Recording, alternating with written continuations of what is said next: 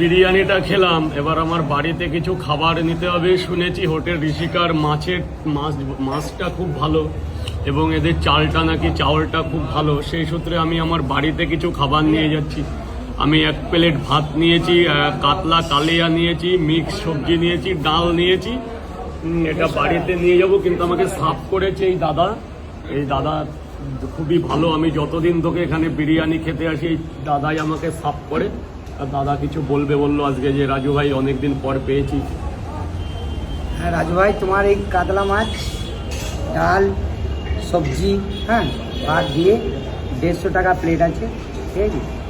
তো তোমার আর আমাদের যে ফয়েল যেগুলো দেওয়া হয়, অন্য জায়গায় অনেক জায়গায় ফয়েল চার্জ নেয়, অন্য জায়গায় পার্সেল করতে চার্জ নেয়, যেটা আমাদের সেটা ফ্রি আছে। যেটা ঋষিকা হোটেলে চার্জটা নেওয়া হয় না।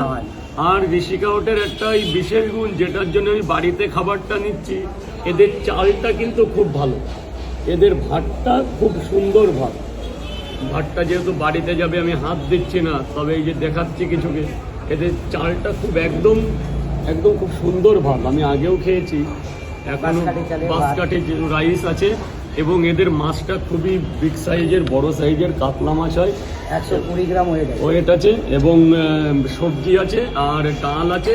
চাইলে মটন কারিও পাবেন, আরও সুস্বাদু মাছের ব্যবস্থা আছে। চিকেন কারি পাওয়া যায়, অনেক রকম মাছ পাওয়া যায় এখানে। যেমন বিশেষত্ব আছে কাতলা, ভেটকি, পাবদা, ট্যাংরা, পমপ্লেট, ইলিশ, বোয়াল, আনসিজনেও ইলিশ মাছ পাওয়া যায় শুনেছি।